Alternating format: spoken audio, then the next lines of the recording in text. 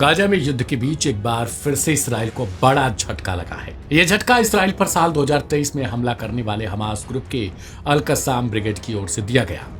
इस हमले में इसराइली अधिकारी की मौत के साथ ही महिला सैनिक और कई अन्य गंभीर रूप से चोटिल हो गए। हालांकि चौंकाने वाली बात है कि इस बार इसराइल की ओर से इस मामले पर चुप्पी तोड़ी गई और अधिकारी की मौत को आखिरकार स्वीकार किया गया। हमास की सैन्य शाखा अल कस्साम ब्रिगेड ने घोषणा की है कि उसके लड़ाकों ने इसराइली सैनिकों पर घात लगाया और गाजा शहर में एक टैंक और बुलडोजर को नष्ट कर दिया। इसे लेकर इसराइली सेना की ओर से कहा गया कि राहत शहर के 35 साल के वारंट अधिकारी गालिब स्लीमन अल नासरा की मौत हो गई है। इसी में आगे कहा गया कि उसी घटना में एक महिला अधिकारी और 2 अन्य सैनिक गंभीर रूप से घायल हो गए। हालांकि आईडीएफ ने लड़ाई या उसके सटीक स्थान का कोई जिक्र नहीं किया।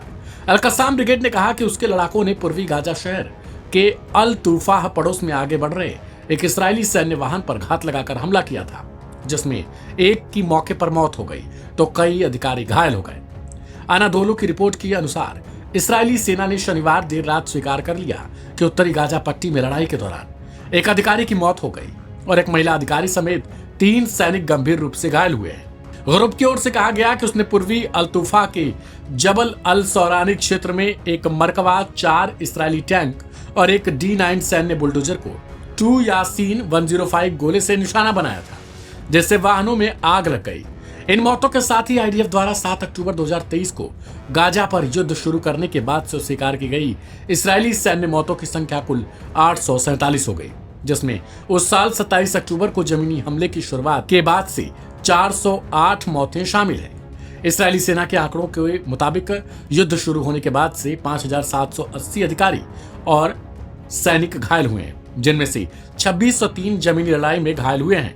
अक्टूबर 2023 से अब तक गाजा में इसराइली हमले में 51,000 से अधिक फिलिस्तीनी मारे गए, जिनमें से अधिकांश महिलाएं और बच्चे हैं। गौरतलब है कि अंतर्राष्ट्रीय अपराध न्यायालय ने पिछले साल नवंबर में फिलिस्तीन में हो रही मौतों को लेकर इसराइल के प्रधानमंत्री बेंजामिन नेतन्याहू और उनके पूर्व रक्षा मंत्री योआव गैलेंट के खिलाफ गाजा में युद्ध अपराध और मानवता के खिलाफ अपराध के लिए गिरफ्तारी वारंट जारी किया था।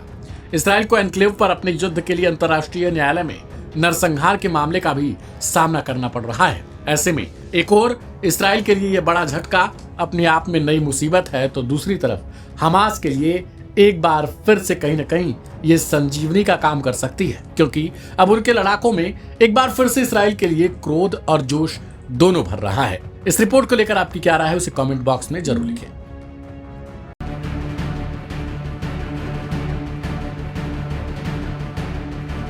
अमेरिका और ईरान के बीच इस वक्त परमाणु मसले पर वार्ता चल रही है। अब तक 2 चरणों की बातचीत हो चुकी है और जल्द ही तीसरे फेज की बातचीत भी होगी। लेकिन इसी बीच ईरान ने एक बड़ा धमाका कर दिया है। दोनों मुल्कों में चल रही बातचीत के बीच ईरानी विदेश मंत्रालय ने अमेरिका के सामने 2 मांगे रखी है। सूत्रों के मुताबिक ये दोनों मांगे ईरान ने बातचीत के दौरान भी अमेरिकी अधिकारियों के सामने रखी।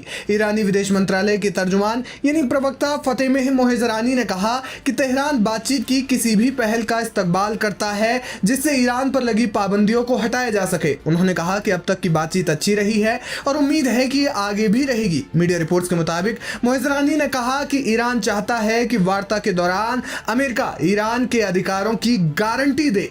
ईरान की सरकारी न्यूज एजेंसी इरना से बातचीत के दौरान फतेह मोहजरानी ने कहा, तेहरान बातचीत की किसी भी पहल का इस्तकबाल करता है जिससे ईरान पर लगी पाबंदियों को हटाया जा सके।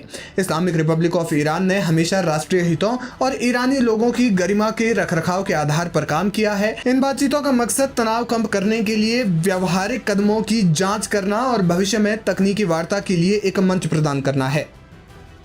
अमेरिका के साथ बातचीत शुरू होने से पहले भी ईरान ने कहा था कि वो पहले गारंटी चाहते हैं। ईरान लंबे वक्त से खुद पर लगे प्रतिबंधों की मार झेल रहा है जिससे उनकी इकोनॉमी पर बुरा असर पड़ा है। ईरान हर हाल में खुद पर लगी पाबंदियों को खत्म करवाना चाहता है।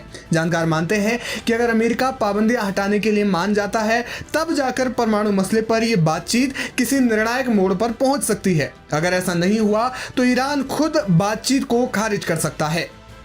सूत्रों के मुताबिक ईरान अपने जौहरी प्रोग्राम बंद करने के बदले अमेरिका के सामने सैंक्शंस हटाने का ऑफर रखेगा। अगर अमेरिका इस पर मान जाता है तो ठीक, नहीं तो ये बातचीत विफल हो सकती है, जिसके बाद दोनों मुल्कों के बीच तनाव और ज्यादा बढ़ जाएगा। हाल ही में दूसरे फेज की बातचीत के दौरान ईरान के विदेश मंत्री अब्बास अरागची ने एक्स पर एक पोस्ट कर JCPOA का भी जिक्र किया था। उन्होंने कहा कि हमने ये स्पष्ट किया है कि ईरान में कितने लोग मानते हैं कि JCPOA हमारे लोगों के लिए अच्छा नहीं है। हमारे लिए उस सौदे से जो कुछ बचा है वो है सबक जो हमने सीखा है। उन्होंने आगे होने वाली बातचीत के अच्छी दिशा में जाने की उम्मीद जताई है। दरअसल अमेरिकी राष्ट्रपति डोनाल्ड ट्रंप ने 2018 में अपने पिछले कार्यकाल के दौरान ईरान के साथ पिछली परमाणु वार्ता से अमेरिका को अलग कर लिया था। इस समझौते को ही joint comprehensive plan of action यानी JCPOA कहा जाता है। अब देखना ये होगा कि बातचीत आगे किस ओर रुख करती है।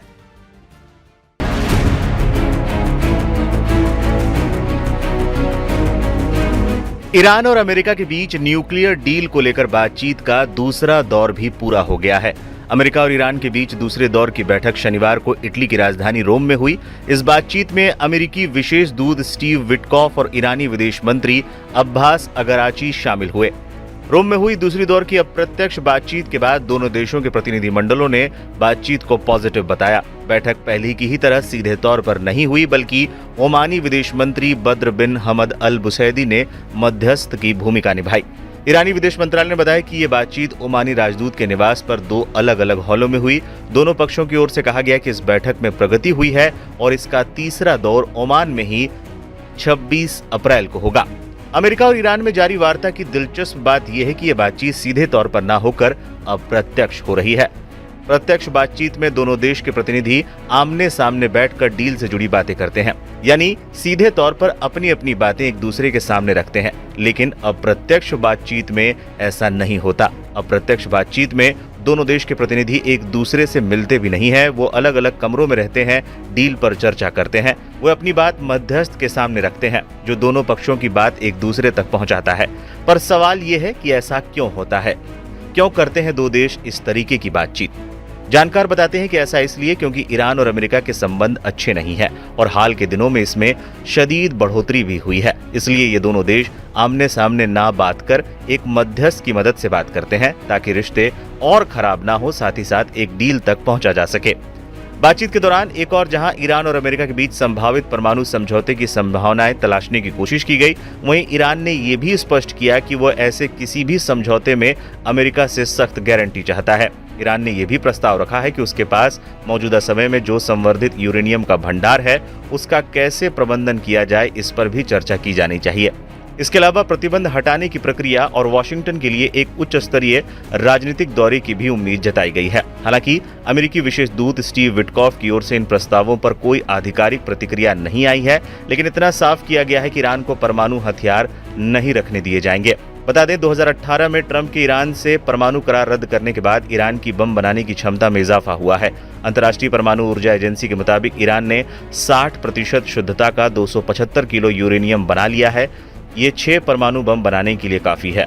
अब दोनों देशों के बीच तीसरे दौर की बातचीत भी जल्द होने वाली है, लेकिन इतना तो साफ है कि परमाणु मसले पर जारी गतिरोध को हल करने की दिशा में ये बातचीत काफी महत्वपूर्ण कदम है।